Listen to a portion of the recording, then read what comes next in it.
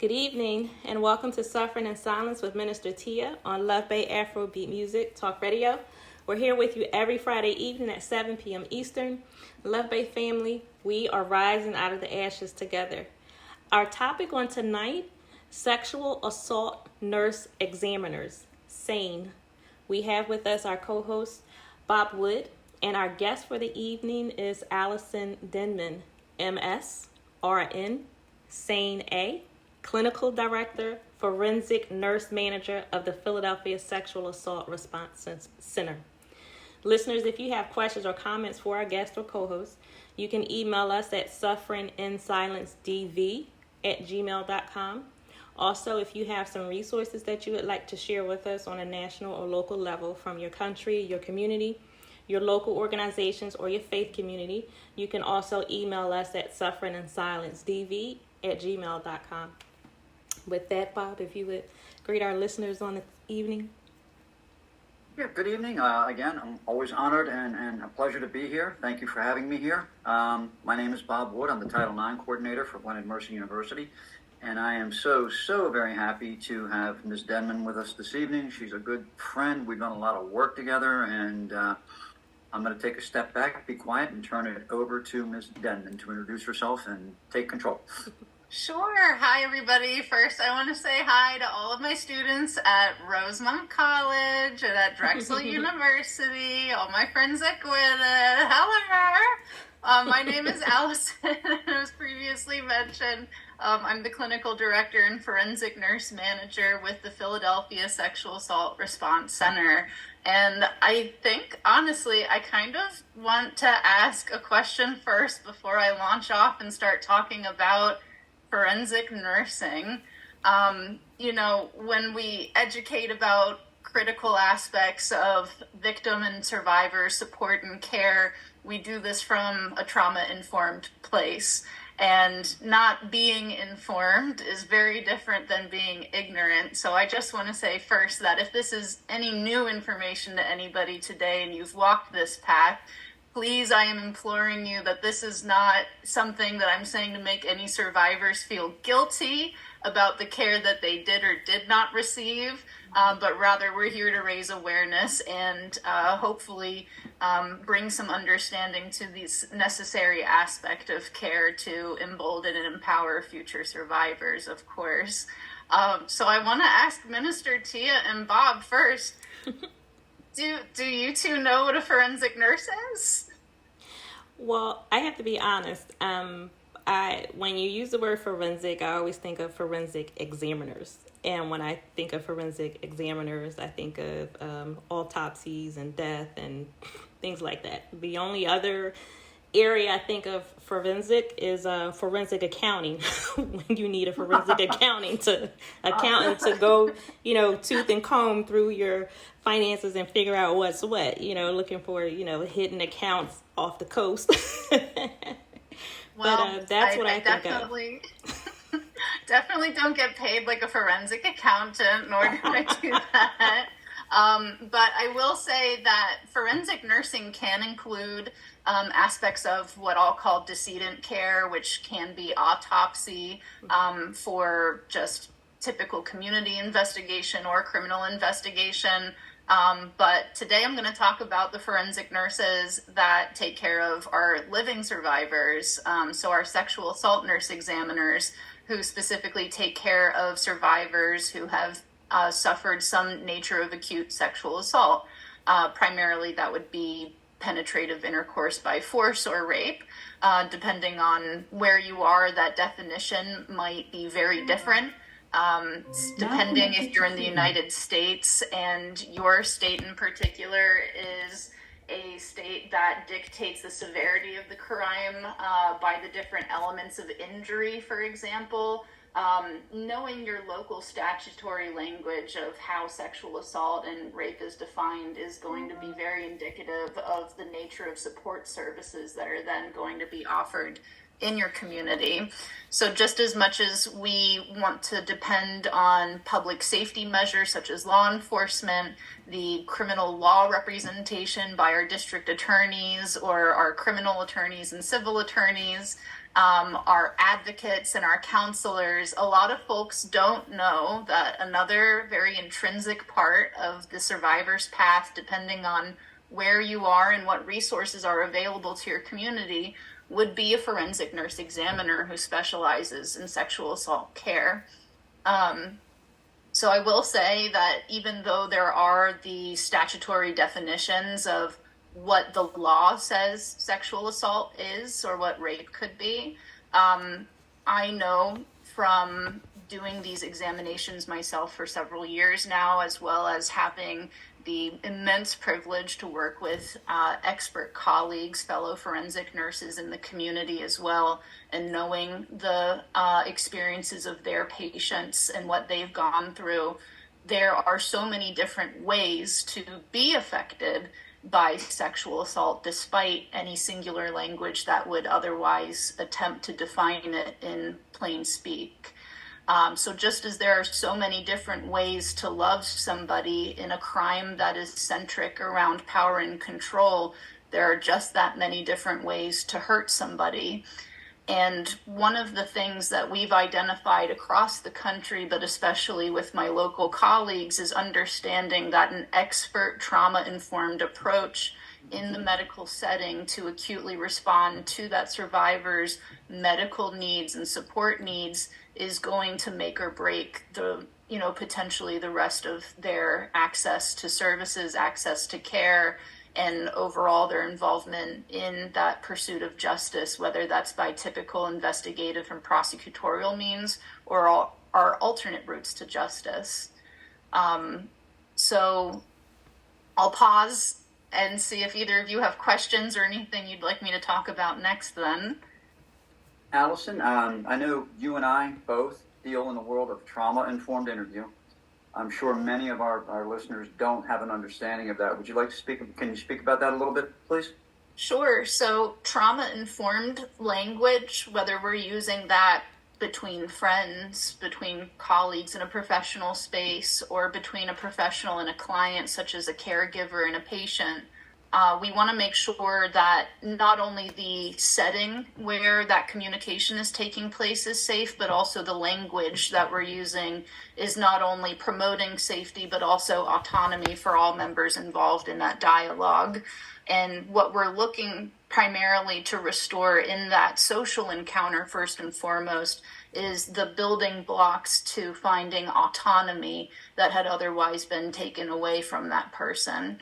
So any of the language that I use when talking with individuals about this nature of crime or any other way that you can be affected by sexual violence, we present information and questions to people with all of the information in the world that they need in order to answer those questions and understanding maybe why certain questions are being asked.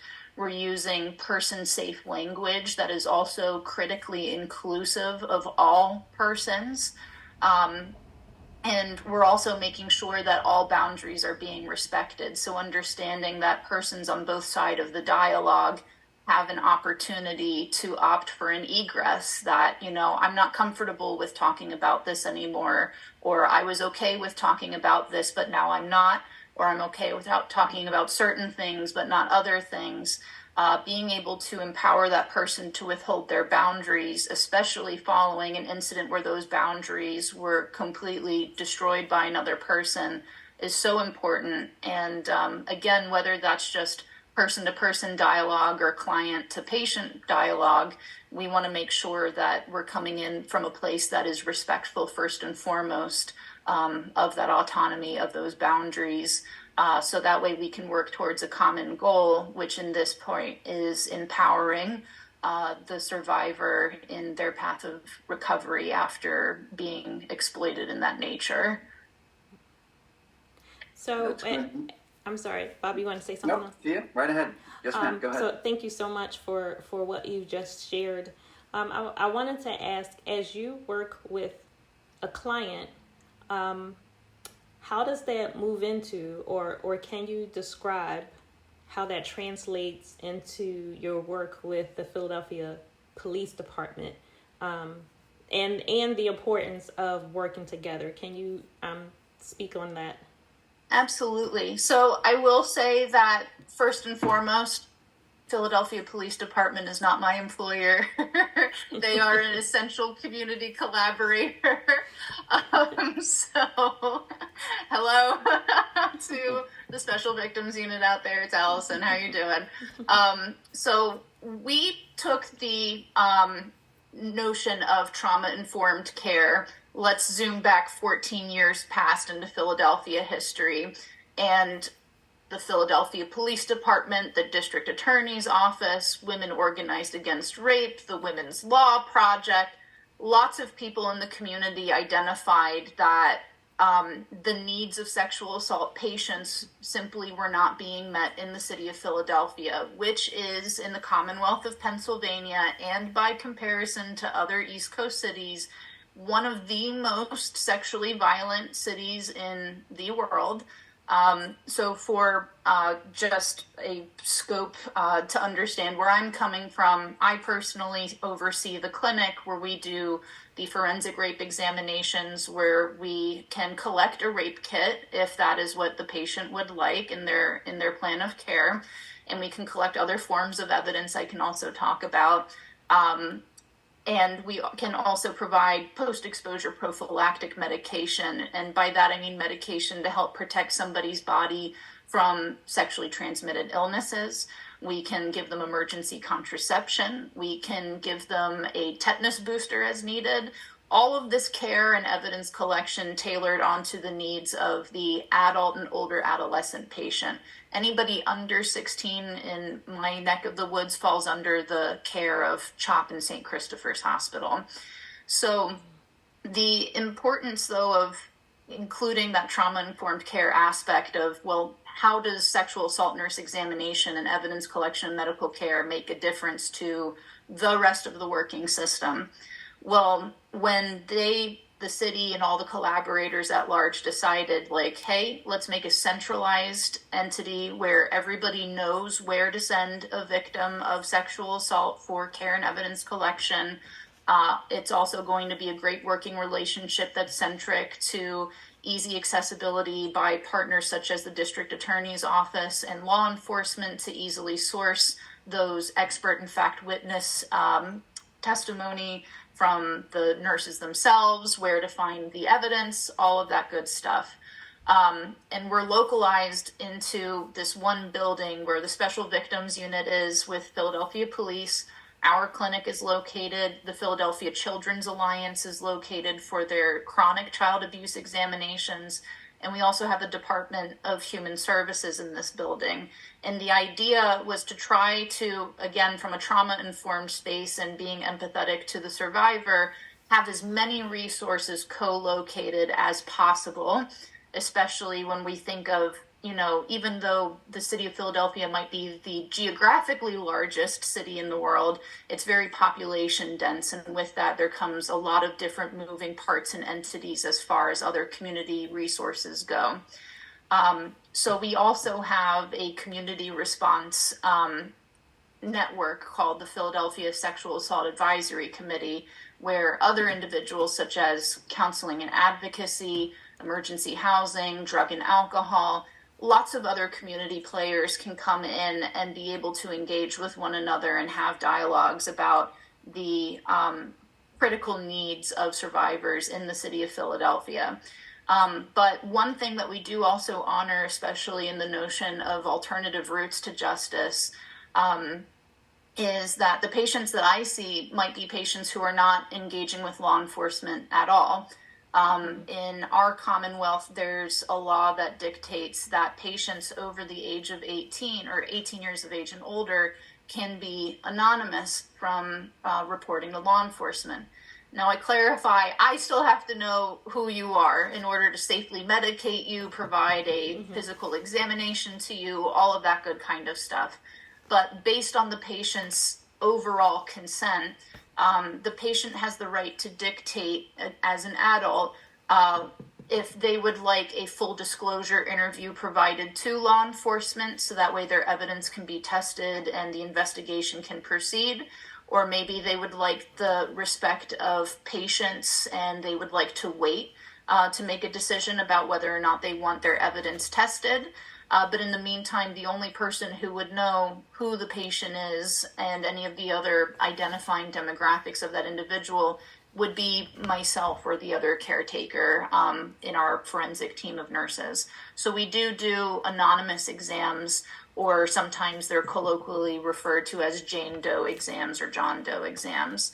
But, if a patient obviously does want to pursue with law enforcement involvement, they can obviously have access to the detectives within the special victim setting and all of the stuff that you would typically see in the general proceedings of a criminal complaint.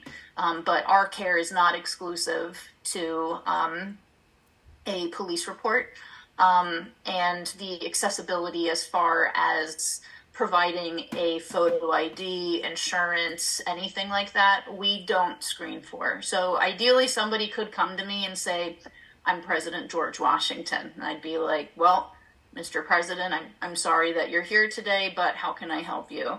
But I don't advise that you do that, because I would, for safety and legal reasons, would love to know who you are and provide adequate care to you.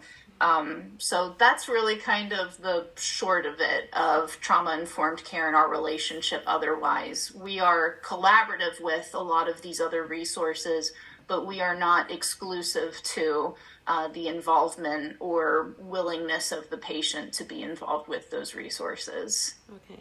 So I was going to ask you if a rape examination is completed and evidence collected, if that evidence would be kept if the victim didn't want to take action at that time. And it sounds like, yes, that's what happened. Yes. But is there a length of time that evidence would be kept and stored? Yes, and that is not a federally centralized thing. That in Pennsylvania is our state level law, where we have the Sexual Assault Testing and Evidence Collection Act. I'm going to say it was from 2017. But I could be very wrong on that year. But essentially what that did, knowing that Pennsylvania is a commonwealth, many of the different counties and the separate law enforcement jurisdictions within those counties upheld their own statutes of limitation for the storage of anonymous evidence of that nature. Some folks would say 2 months, some folks would say 2 years. There really was no consistency across the ball, and especially when you're thinking about how, patients might be reporting the incident outside of the jurisdiction where it took place, and having to know what that consistent expectation of evidence collection, storage, and processing is going to be across the board completely changed the game for the rape kit backlog in the Commonwealth of Pennsylvania. And many other states have also taken the initiative on centralizing that statute of limitations in order to optimize that collaborative processing and collection of evidence. So in Pennsylvania, for an adult anonymous patient, the statute of limitations now is 12 years. Okay. But if you're from New York or New Jersey or somewhere else like that, it could be very well dependent on your law enforcement jurisdiction, your county. There is an absolute lack of centralized oversight federally to kind of weigh in on how these clinical services at least should be delegated, and especially not the evidence collection and testing standards. There are guidelines, but there is no centralized federal law that requires anybody to abide by a specific statute of limitations, specific guidelines for evidence collection or otherwise. But Pennsylvania, it's 12 years. Thank you. Bob, do you have a question or comment? Yeah, thank you.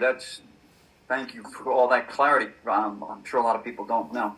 I know one thing that you and I know, and I know from my former career how some of these decisions are made, and I'm sure many people listening don't. When a district attorney makes a decision on a case going to court or not, even now in Title IX work, how was that decision made? How much, where does your office come into this decision making? And I know how important it is, but I'm going to let you take the floor. I'll tell you right now, Bob, our office, our forensic nursing team, we have absolutely no say in the case review process between law enforcement and the district attorney's office. We don't even get to know if cases are proceeding to court unless I get a subpoena in hand that says, Ms. Denman, we'd like you to come in as either a fact or expert witness. And, thankfully with the Philadelphia District Attorney's Office, the attorneys that I do testify for are extremely communicative with me and are very, very vigilant in making sure that I understand what the rest of that trial process looks like after, of course, I've provided my secured testimony. But overall, I would ballpark, at the national level, we know that there's about only a 30% prosecution rate of sex crimes at large. But then we also think that only 20% of sex crimes at large are actually reported to law enforcement. So we have about 30% of the 20% making it to court. And then once they reach adjudication, the question of whether or not a guilty verdict is held is very, very organic. And I'm hesitant to even put a number to how many successful prosecutions there are, because very often what we see in sex crimes being prosecuted as sexual assault, more often than not, we're going to get ancillary charges upheld, but maybe not the question of non-consensual intercourse or sexual contact. So a lot of times, in Pennsylvania, manual strangulation, so being strangled by the hand of somebody else, is a felony offense in the second degree minimum.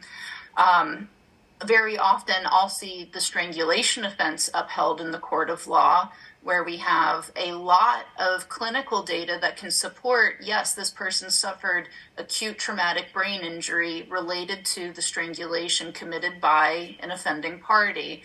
But juries and even judges, when it's just, a waiver trial, very often are confused about the semantics of consent and arguing the semantics of consent in the court of law, where, a lot of people will say, like, whoa, it's okay that, some weird sex happened, but we draw the line at attempted homicide or the strangulation.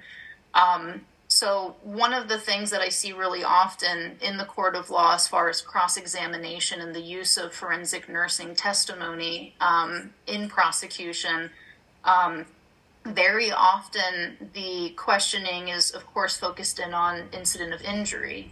But one of the things that's extremely important to know is that intercourse and incident of injury is not related. I don't want to sound extremely explicit, but people think too much of the male reproductive member. They think of the catastrophic, true physical capacity too much. And if you go in front of a jury with anything less than blood and gore, then the members of the jury kind of go into this mind state where they're like, well, then nothing happened.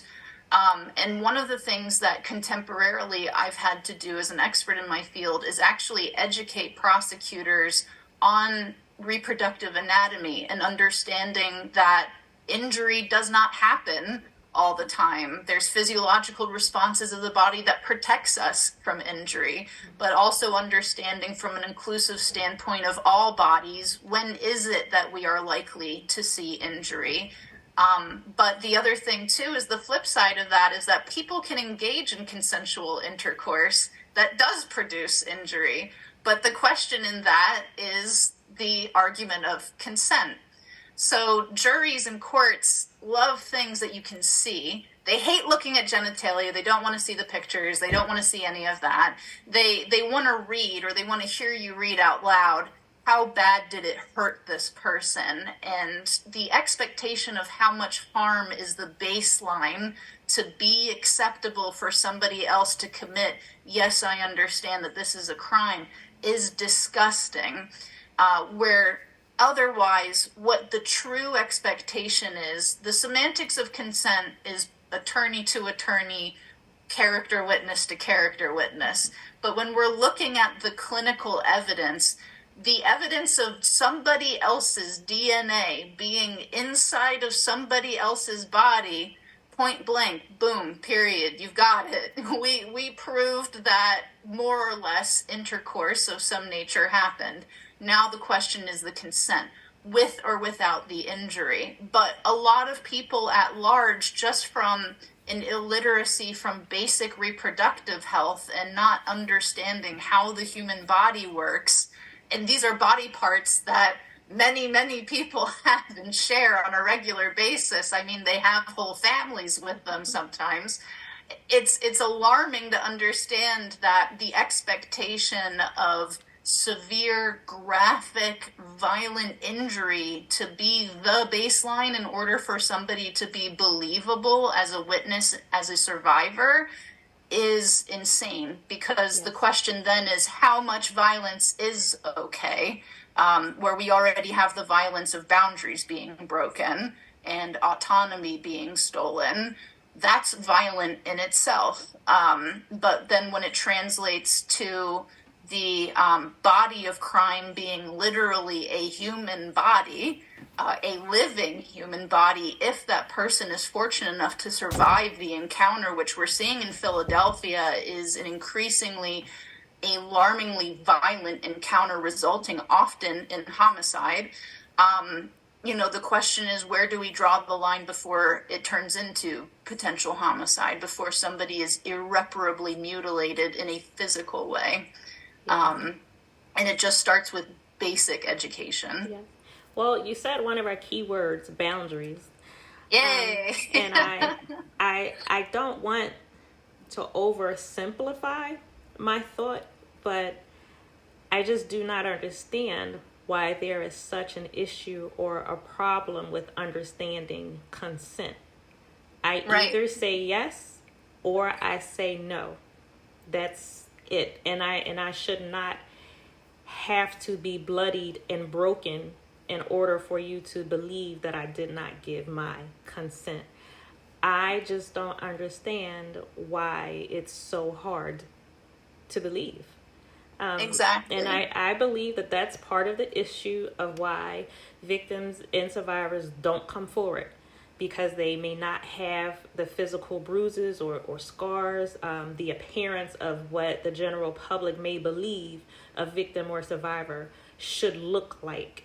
And again, I don't want to oversimplify that thought, but I just don't see why it's so hard to understand. Matt, can I interject one thing very quickly? Because what we're talking about, and I went to the Women's Law Project, and I think there's a history that is going here, and I'm just going to quote this, and I'll let the conversation flow from there.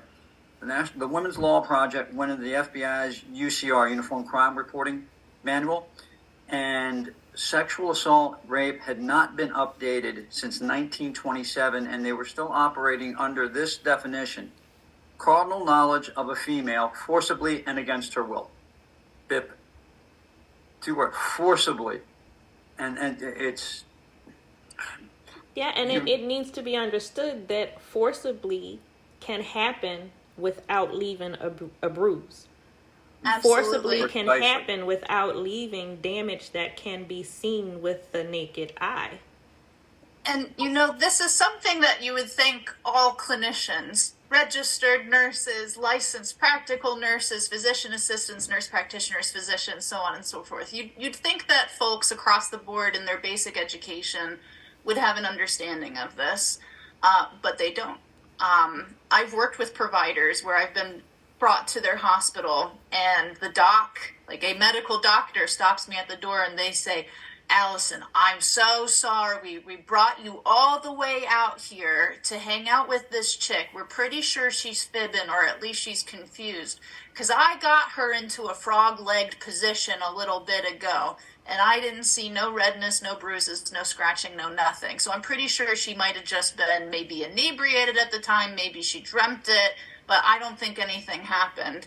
And I've had to explain to providers of all levels, I'm like, the incident of injury does not mean anything. And this also, if you ever are morbidly curious about the baseline standards of medical practice and substantiating whether or not intercourse happened in a medical exam, a lot of that is centric around child abuse pediatrics in gynecology, where there was, up until very, very recently in the 21st century, practice called the two-finger pliability rule. And I won't go further into depth. You can use your imagination on that. But recent discussions have said there is literally no physical evidence that can substantiate whether somebody is prepubescent or pubescent, cannot tell whether or not they've been sexually active, period. And consent doesn't even factor into that.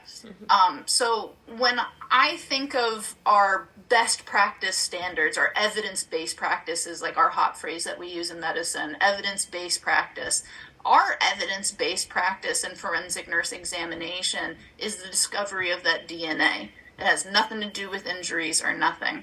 But one thing that I will say that is very common across the United States, at least, I'll use Pennsylvania as an example. The Department of Health, who very often oversees forensic nursing services in a commonwealth or in a state, Pennsylvania says anybody with a registered nurse license can follow the instructions inside of a rape kit and do the dang thing.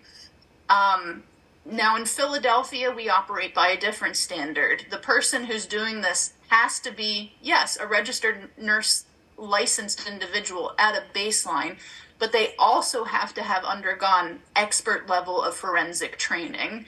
And the night and day difference between having somebody who is forensically trained in a way that is trauma informed compared to any provider who just opens a box, that opening a box doesn't make you trauma informed, does not make you inclusive, does not make you anti-racist, does not make you nothing. It shows that you know how to read and follow basic instructions. So if you can microwave a Hungry Man meal, then you can also do a rape kit by those standards.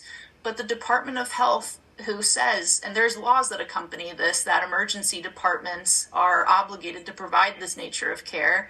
In Pennsylvania, there is no auditing process for sexual assault nurse examinations in the Commonwealth, which means that often we have patients who are turned away at the door because the hospital has the freedom to say, sorry, we don't do that here, or we don't have anybody trained to do that here, even though the regulating body says just about anybody can read the script and do the thing. The patients are having to leave jurisdictional areas and travel miles to find other forensic nurses that might be available at these different hospitals. And the training resources are even more isolated. In Pennsylvania, the only place you could get hands-on training up until last year was Pittsburgh, which when you look at the numbers of not only the population density, but the reported sex crimes of Western Pennsylvania versus Eastern Pennsylvania, where are the forensic nursing training resources for Eastern Pennsylvania and Philadelphia, a sexually violent city, and the surrounding suburban areas? Meanwhile, the government at the federal level puts a lot of time and attention into VAWA, the Violence Against Women Act, and talking about advocacy and counseling and everything else like that. But not a single bit of that language designates funding to be made available for educating nurses or providers to do this nature of service. Not a single ounce of this funding guarantees that medication is to be made available across the board, across the country. It's very much delegated by the State Department of Health and the local jurisdictional preferences of care. Pennsylvania recently had a discussion about they want to develop a rape kit tracking system across the Commonwealth. Philly's had one for years, but they don't want the Philly one. They want their own. And even though they had the attorneys up there, they had the lab up there, they had the police, not a single person who was talking to the state about the reality of getting a rape kit performed and then processed through the laboratory testing service for investigation and eventual prosecution. Not a single one of those people involved in the Senate committee hearing was a clinician. and especially not a clinician who performs rape kits. So one of the conversations I've been having locally is saying, make your rape kit tracking system, because you folks are about to notice that patients are having to travel tens of miles just to get a rape kit done, and it takes them outside of their investigating jurisdiction, and now it's a chain of custody complication, and the patient gets stuck in the middle of all of this. Well, the patient lives in this county, but they were offended in this county, but they got treatment in this county. I mean, none of it is survivor friendly.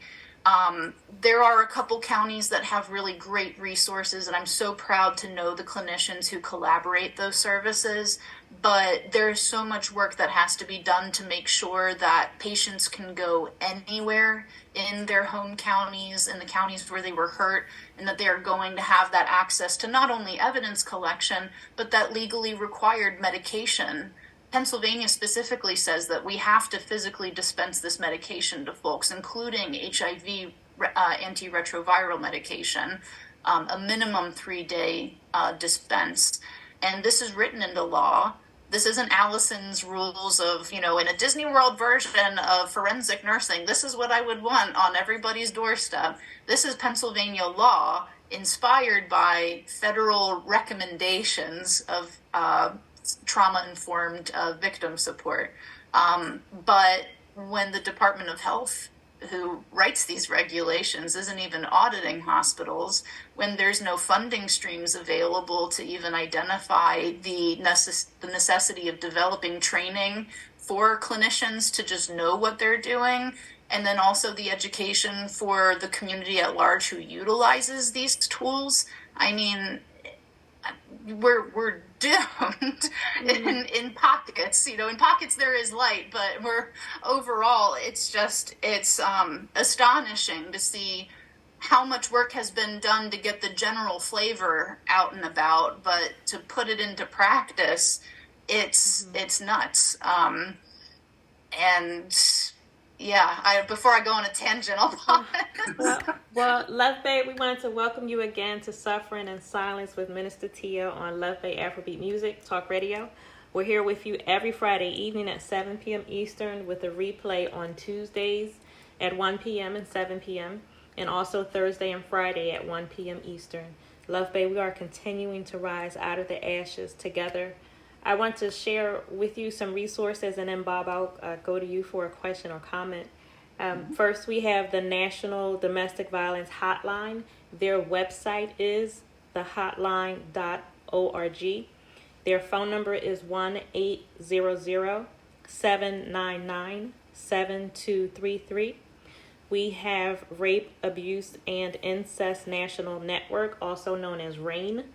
Their website is www.rainn.org. We also have the Pennsylvania Coalition Against Rape, known as PCAR, and their website is www.pcar.org.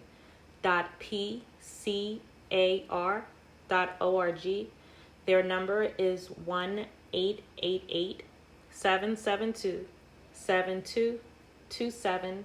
And then we have for you Allison's organization, Philadelphia Sexual Assault Response Center. They are located at 300 East Huntington Park Avenue. And again, this is in Philadelphia, Pennsylvania, in the United States. Their non-emergency phone number is 215-800-1589. And for their emergency phone number, it is 215-425-1625. And this number is staffed 24/7 by on-call, specially trained and experienced sexual assault nurse examiners. Bob? Yeah. Allison, it was a tremendous explanation of what the problem is and what you're facing and the hurdles that you're facing. And I, in the back of my head, I have already formulated an answer to my question, but I want to see where you would go with it. What is we need a one unit. We need we need this to be standardized across the board so that people are getting the proper treatment. The exams are being done properly. The kits are being handled. The prosecution. What is the biggest hurdle in getting to this point, do you think? Um, it's honestly a lot of people pointing fingers at each other on who should have dibs. So is Politics. this a mental health? Is this criminal justice? Is this public health? Is it infectious disease? What is it? And when you move across the country and you look at the different varieties of forensic nursing services, some of them are direct employees of law enforcement. Some of them are directly employed by advocacy centers. Some of them are employed exclusively by hospitals. Some of them are public health nurses. What I would love is, regardless of who lays claim to it, even if it's just a federal level, just baseline understanding of your state has to have some established plan that is auditable and repeatable across whatever your jurisdiction is. I mean, literally just somebody to bring the hammer in and say, okay, kids, play nice. This is the bare minimum expectation of what we're asking you to do. And just whoever it is that gets to bring the hammer down is the lucky roulette winner, I guess. Unfortunately, I have yet to find a solution of how to make all people smile and play nice with each other and say, yes, excellent, a common goal. Let's do the heckin' thing. Wow. So, Allison, often when we think of or we speak about rape or sexual assault, a lot of our first thoughts go to women being violated. Can you speak to the importance of your services that are available to men as well? Absolutely. So all bodies, all persons can be hurt. All bodies, all persons deserve care. I teach in the Philadelphia area. We've created a clinical skills program that is age diverse, that is gender diverse, that is body type diverse. We're looking at cultural diversity as well, not only in the identification and justice in making sure that you know how to examine all bodies. I don't want any excuses of, I missed a bruise because I'm just so unfamiliar with deeply toned skins. It is 2023. We have exquisite instrumentation, and we just know better to have a higher standard of care to care for all bodies. But with that said, it's really important for anybody who's providing this nature of care, don't make it gendered. So our rape kits, for example, are organized by anatomy, period. This isn't, the female reproductive anatomy. This isn't the male reproductive anatomy. We just talk about what is the vernacular of this anatomy piece. Is it skin? Is it face? What is it?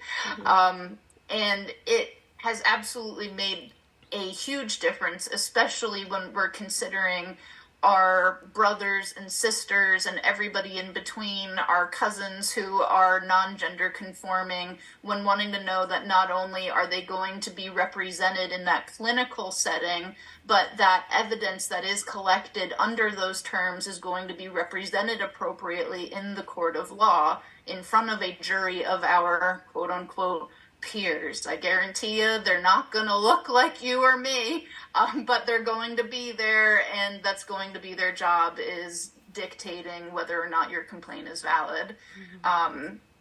So it's just from whether or not our expectation is prosecution and investigation, or if our goal is literally just taking care of a person and knowing how to take care of all persons and all body types. We want to make sure that somebody is walking away with all of their needs being met, that we are not risking further harm or lack of safety for this person, but also that they are being represented as that individual based on their consenting needs at that time.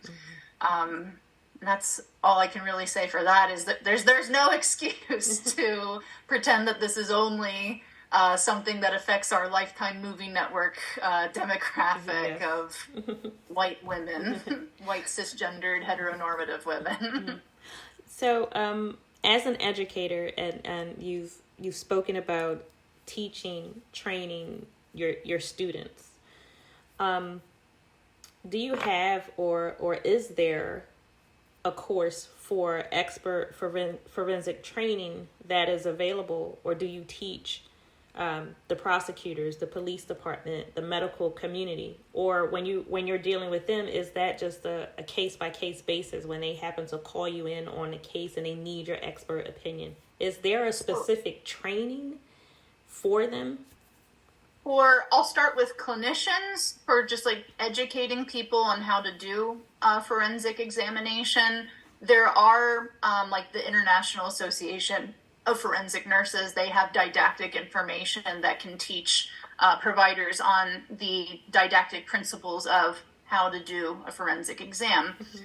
And the IAFN, I'll shorten them to, or the Academy of Forensic Nursing, a separate entity, they both have a wealth of information that can be used for both clinicians and people in the community, such as law enforcement or prosecution or just law at large, advocates also, on just what is medical forensic examination of the sexual assault victim, what is best practice in utilizing these experts in the court of law as witnesses. Is it required for law enforcement, for the attorneys, for those people participating in this process? Is it required? That's going to be based on your jurisdiction. That's going to be based on the district attorney or the attorney general and their educational standards for professionals in that community. But I can say, at least with Pennsylvania and specifically the Philadelphia district attorneys, the prosecutors that we work with on a regular basis have been exceptionally receptive to learning what best practice standards are in evidence collection and care under the forensic nurse. So that way they understand not only the value of the evidence and the patient encounter, but also the wealth of knowledge that that witness can potentially bring to the podium, as it were. Is it required? No. Is it recommended? Yes. Oh my goodness, absolutely. And part of my personal mission is actually, I've been doing community education about child abuse pediatrics and gender-based violence overall since I was an emergency medical technician. I wasn't even a nurse yet. And just as a community educator and being able to provide this information to my other EMS colleagues, shout out to Trap Fire Company, you know, I've had a lot of opportunities, especially recently, to go to different fire corps, to ambulance corps, and educate EMS and fire providers on what happens in the pre-hospital setting. So when someone calls 911 for a domestic disturbance, what are the training standards of EMS as the people that this person is going to meet with, sometimes even before they meet with law enforcement, understanding how to interview these patients, what kind of resources they might need. Do they need to go to a trauma center? What kind of resources should that trauma center have for delivering that patient to them? Because again, the Department of Health standards that oversee EMS in Pennsylvania don't necessarily outline this as a baseline understanding of caring for the forensic patient. So on top of that, we've been able to talk to EMS and fire personnel about identifying signs of human trafficking, identifying signs of abuse towards the elderly or dependent person, especially child abuse as well, because they are mandatory reporters. But another thing that we've been able to talk about, which is not talked about under the scope of sexual violence, is how sexual violence impacts the pre-hospital provider, the paramedic, the firefighter, the EMT, and in that unique workplace setting, how sexual violence can impact people who are working strange shifts in a very unique setting.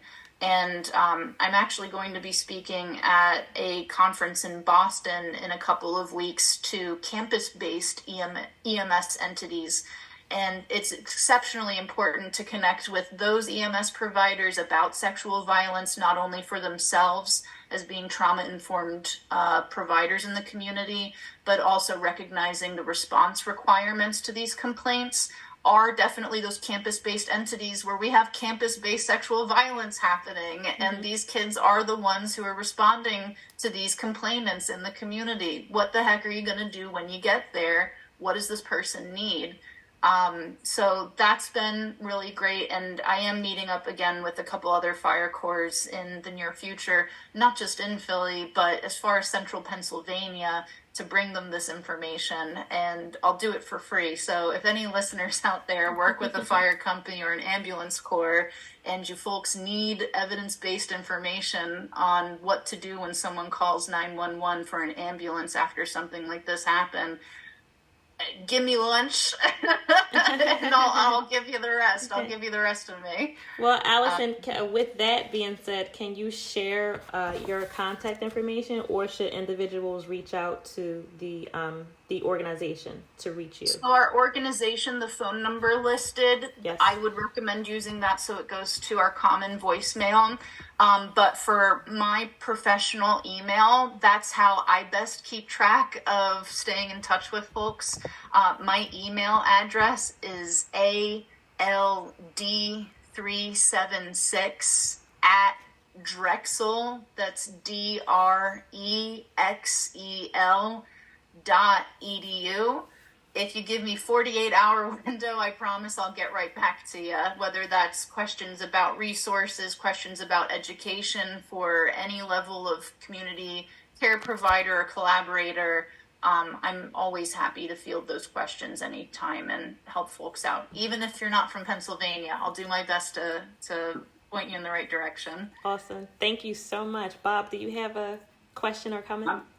I'm going to go back. I'm going to circle back to where you were a second ago. You're heading up to Boston to talk to campus-based first responders. As you know, in Title IX, I'm always training investigators, RAs, orientation leaders, things of that nature. And I just want your reaction and want you to expand this a little bit if you can. Okay. You know this line. You already know this line of mine from us working together before. But I've always told the investigators, the first person is probably the most important person in that victim's life, because what they do, how that moment goes, dictates the rest of that healing journey. Yes. Would you say that's an adequate way to describe that? Absolutely. And I'll say specifically for forensic nurses, when I'm educating other medical providers and entering this care, I'll tell them right off the bat, you are going to be working with people who are going to hate you. They are going to hate that you exist, that the nature of care that you provide specifically for this nature of complaint, they are going to hate your guts. And it's not anything about you. It's not anything about not being grateful for this help. This person is hurting, and it's not about us, but we're here and we're ready to help. And sometimes that just means that we need to roll with the punches, and understanding that anybody who's coming to you, they're crying, they're angry. There is no singular way to respond to trauma as a person. But I guarantee you that you are going to meet somebody who absolutely hates you. You still have to help that person. And you are going to give them all of the tools that they need in order to figure out what that healing journey is going to look like for them. And hopefully you two will never meet again, unless it's under better circumstances, like we're both at Wawa trying to get our free coffee on Monday after the Eagles win the Super Bowl, you know what I mean? Maybe we'll run into each other in another life, baby. Kansas City listeners may have something to say about that coffee. Don't find me. It's okay. Don't come for me. I'll find you. But it's so important for everybody to understand that disclosure can happen anywhere, and it can happen with any flavor. And your role in that spot is either I'm going to help this person, or I'm going to point them in a better direction where somebody else might be able to help them based more on their support needs. Yes. And it's nothing to do with us, but it is up to us to make that magic happen. So, Allison, I want to ask you, on an international level, because of your expertise, could you actually be called to another country to help out with this, or could you actually go to another country to train? And so I will say my singular international experience was with a law enforcement corporal, or I'm awful with military rankings, please don't come for me, but we had law enforcement actually visit Philadelphia from Madagascar. And in Madagascar, this law enforcement officer was saying that the rape examination that they do in the medical setting is up to a doctor to basically look at somebody's pelvis and give a thumbs up or thumbs down in their professional opinion of whether or not they think intercourse happened. No DNA testing, no nothing. It's just a provider giving a thumbs up or thumbs down. And so this officer had come to Philadelphia to see what our process looks like, what our standards are here, again, as one of the most sexually violent cities in America with some of the most highest risk populations in our country. And thankfully, she was able to bring that information back and really start a better dialogue with the community of collaborators to start providing better service to their community of survivors. That is awesome. That is absolutely awesome. I am truly appreciative and thankful for what you do. I'm sorry that you have to do it, but I am thankful that you do what you do. You do it with compassion, and I'm thankful that you teach what you do to others, because we need education, we need information. So I believe you're doing a great job, and we need more hearts like you out there doing this work. And we're just under the hour, so with that, Bob, if you have a final question or comment, I want to go to you for that. And then Allison, I just want to give you the last few moments to leave our listeners with what you would like for them to have on tonight. Just how grateful I am, Allison, for you coming on this evening. As you know, you and we've been working together, 5 years? Yeah, I think so, yeah. Something of that nature. And, look forward to continuing working with you. And what you do is just, of extreme importance. And I'm just grateful that I've crossed paths with you and been able to work with you. Thank you so much for being here. Thank you both. And golly, I guess I'm on the spot. My guy Gandalf from Lord of the Rings says it's not about the time that we have, it's about what we do with it. So go out there and do something critically kind. It's punk to be kind. It's healthy to be kind. Just do the kind thing. Well, Allison, thank you so much. Luv Bay, if you want to catch up on previous episodes from the program, you can visit our YouTube channel, Suffering in Silence DV. We thank you for joining Suffering in Silence with Minister Tia on Luv Bay Afrobeat Music Talk Radio. We're here with you every Friday evening at 7 p.m. Eastern. Luv Bay, we are continuing to rise out of the ashes together. Good evening.